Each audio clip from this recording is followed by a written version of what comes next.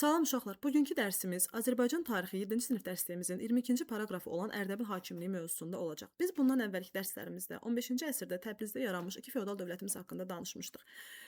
Elə həmin ərəfələrdə Ərdəbildə başqa bir daha qüdrətli, daha uzun ömürlü dövlətimizin əsasları qoyulmaqdaydı. 14-cü əsrdə Ərdəbildə yaşamış Şeyx Səfiyyəddin İsaq İslamın Şiə məzhəbini əsas götürərək burada dini bir təriqət yaratmışdı. Şeyx Səfiyyəddinin davamçıları onun adı ilə özlərini Səfəvilər adlandırırdılar. Zamanla Səfəvilərin sayı artdı, yayıldıqları ərazi genişləndi. Səfəvilərin qızılbaş ordusu formalaşdı. Və mənəvi yol, eləcə də hərbi gücün birləşməsi nəticəsində zirvə nöqtəsi olan güclü bir Səfəvilər dövləti meydana gəldi. Lakin biz dərsimizin əsas hissəsinə keçməmişdən əvvəl bəzi məfhumlara aydınlıq gətirməliyik ki, bunu daha yaxşı başa düşə bilək. Əvvəlki slaydımızda şiəlik, təriqət, məzhəb ifadələri işlətdik. Gəlin dərsimizi daha yaxşı başa düşməkdən ötürü bunları açıqlayaq.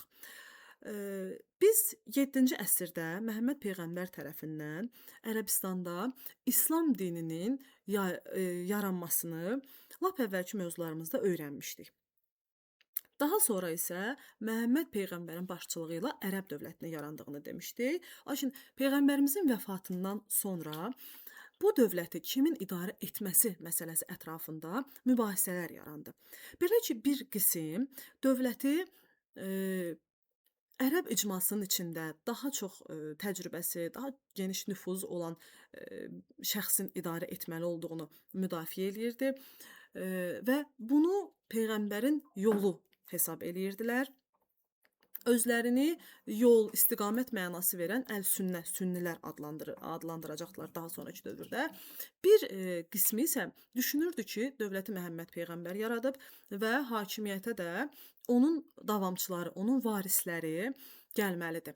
Və Peyğəmbərimizin nəvələrinin atası Kürəkəni, eyni zamanda əmsi oğlu olan Əlinin namizədliyini irəli sürərək özlərini də Şiətül Əli, yəni Əlinin şiələri, Əlinin tərəfdarları adlandırırdılar. Bu formada İslam dini içərisində iki əsas məzhəbin əsası qoyuldu. Sünnilik və şiəlik. Bundan sonra hər bir məzhəbin içərisində zamanla müxtəlif vaxtlarda fərqli-fərqli təriqətlərin yarandığını görmək olar. Yəni, biz İslamı əsas olaraq bir ağac olaraq götürsək, onun iki böyük qolu, budağı sünnilik və şiəlik idi. Sonrakı dövrlərdə yaranmış təriqətlər isə fərqli-fərqli budaqları idi. Yəni ki, bunlar fərqli bir din deyillər, fərqli inanclar deyillər. Sadəcə İslamı fərqli formada dərk edən insanların, fərqli formada yayan, yaşadan insanların yaratdıqları təriqətlər olublar. Səfəviyyə ordeni, Səfəvi təriqəti də eynən belə bir şeydir. Yəni, bunu bir dəfəlik dərk eləməliyik ki, Səfəvi ordeni deyəndə burada bir dövlətdən, feodal bəyliyindən, hər hansı bir dövlət qurumundan yox, dini təriqətdən söhbət gedir.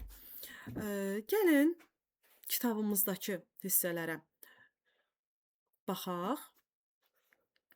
Deməli, dedik ki, 14-cü əsrdə Şeyx Səfiyyəddinin başçılığı ilə Səfəvi təriqəti yarandı.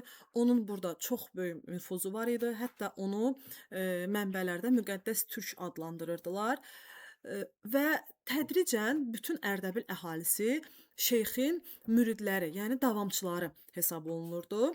Şeyx Səfiyyəddinin dövründə, daha doğrusu Şeyx Səfiyyəddindən sonra onun varislərinin dövründə Ərdəbil hakimliyinin və yaxud da Səfəvi ordeninin nüfuzu daha da artdı və daha geniş ərazilərə yayıldı. 15-ci əsrin ortalarında Səfəviyyə təriqətinə rəhbərlik edən Şeyx Cüneyd öz siyasi təsirini daha geniş ərazilərə yaymağa çalışırdı. Belə ki, o ətrafında Şamlı, Rumlu, Ustacılı, Təkəli, Əfşar və bir çox başqa türk tayfalarını birləşdirdi və nüfuzu get-gedə daha da çoxaldı. Biz 15-ci əsrin ortalarından danışırıqsa, Azərbaycanda hansı dövlətin hakimiyyəti dövrüdür? Qaraqoyunlu dövlətinin və Qaraqoyunlu dövlətində də hakimiyyətdə olan Cahanşah, Şeyx Cüneydin bu nüfuzundan narahat olmağa başladı. Onun güclənməsindən, narahat olduğu üçün Şeyx Cüneydi 1449-cu ildə Ərdəbili, tərk etməsini istədi. Şeyx Cüneyd, Ərdəbildən getdi və Şərqi Anadoluda Bayandurlularla, yəni Ağqoyunlularla yaxınlaşdı. O hətta Uzun Həsənin bacısı ilə evləndi və əksinə onun burdan gedişi onu yaddan çıxartmadı, onun gücünü azaltmadı. Əksinə, tərəfdaşlarının sayı biraz da artmış bir vəziyyətdə 1460-cı ildə Şeyx Cüneyd qayıtdı, Şirvandan keçib Dağıstana doğru yürüş etdi. Artıq onun bu belə deyim də fəaliyyəti təkcə Cahanşahı yox, eləcə Şirvanşahları da narahat etməyə başlamışdı. Beləcə Cahanşahla Şirvanşah 1-ci Xəyrullah birləşərək Samur çayı sahilində 1460-cı ildə baş vermiş döyüşdə Şeyx Cüneydi məğlub etdilər. Döyüşdə Şeyx Cüneyd həlak oldu. Ondan sonra Səfəvilərə rəhbərlik oğlu Şeyx Heydərə keçdi. Belə ki, bu dini təriqətdə də rəhbərlik və yaxud da şeyxlik və yaxud da hakimiyyət irsi xarakter daşıyırdı. Şeyx Cüneyddən sonra oğlu Heydər Səfəvilərə rəhbərlik etməyə başladı. Şeyx Heydər təbii ki, atası kimi Bayandurlularla müttəfiqlik siyasətini davam elətdirirdi. O hətta dayısı Həsən padşahın qızı ilə ailə qurdu. Aləmşah bəyimlə evləndi. Biz yuxarıda demişdik ki, Şeyx Cüneyd Uzun Həsənin bacısı ilə ailə qurmuşdu və həmin ailədən də daha doğrusu Heydər dünyaya gəlmişdi. O da Həsən padşahın öz qızı ilə evlənmiş və Ərdəbil hakimlərinin Ağqoyunlularla olan ittifaqı biraz da güclənmişdi.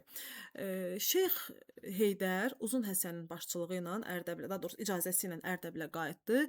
Ərdəbil hakimliyi Şeyx Heydərə qaytarıldı. Şeyx Heydərin dövründə Səfəviləri qızılbaşlar da adlandırmağa başladılar. Niyə bunlara qızılbaş deyirdilər? Çünki onlar başlarına üzərində 12 ədəd qırmızı zolağı olan bir çalma, ağ çalma qoyurdular. 12 rəqəmi də İslamda 12 imamı ehtiva eləyirdi. Şiə təriqətində, daha doğrusu şiəlikdəki 12 imamı ehtiva eləyirdi. Ona görə də onları qızıl başlar adlandırırdılar. Qızıl dediyimiz də o zamanlar, yəni indiki qırmızı dediyimiz rəng o zaman qızıl adlanırdı. Belə ki, bunlara qızıl başlar da deməyə başladılar Şeyx Heydərin dövründən etibarən. Şeyx Heydər Şimali Qafqaza yürüşlərə başladı. 1483-87-ci illərdə onun qələbələri artıq Həsən padşahdan sonra taxta çıxmış Yaqubu narahat eləməyə başlayırdı. O da Şirvanşah Fərrux Yasarla ittifaq bağlayaraq, onlar razılığa gələrək Şeyx Heydərə qarşı qüvvələrini birləşdirdilər və 1488-ci ildə Şeyx Heydərin Dağıstana doğru 3-cü yürüşü zamanı Birləşmiş Bayandurlu və Şirvan qüvvələrinin köməyi ilə, daha doğrusu Birləşmiş Şirvanşah və Ağqoyunlu qüvvələri ilə döyüşdə məğlubiyyətə uğradıldı və Şah dağın ətəyində baş vermiş döyüşdə qızılbaşlar məğlub olaraq Şeyx Heydər də öldürüldü. Yaqub padşah Heydəri öldürdükdən sonra Ərdəbilə qoşun yeritdi. Səfəvilərin buradakı davamçılarını divan tutdu. Şeyx Heydərin ailəsini də, oğlanları və həyat yoldaşını da zindana atdı. Şeyx Heydərin ailəsi 4 il sonra, Rüstəmdən sonra, daha doğrusu Yaqubdan sonra Rüstəm tərəfindən həbsdən çıxarılır.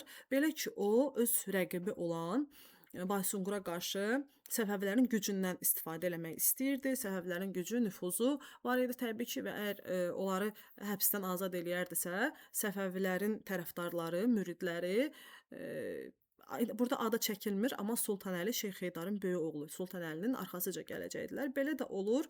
Rüstəm Sultanəlinin köməyi ilə Baysunquru hakimiyyətdən uzaqlaşdırır və deməli, Ağqoyunlu taxtına əyləşir. Bundan sonra artıq onun Səfəvilərə qarşı münasibəti dəyişir. Çünki o bilirdi ki, Səfəvilərin nüfuzu daha böyük ola bilər və bundan ötürü də 1494-cü ildə Şəməsi adlanan yerdə baş vermiş döyüşdə o Səfəviləri məğlubiyyətə uğradır və bu döyüşdə də deməli Şeyx Heydərin böyük oğlu vəfat eləyir.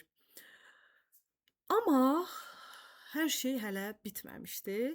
Şeyx Heydərin kiçik oğlu İsmayılı Səfəvilər uzun müddət gizlətməyə nail olacaqdılar. Bu da sonrakı dövrlərdə Azərbaycanın daha bir şanlı səhifəsinin yazılmasına gətirib çıxardacaqdı.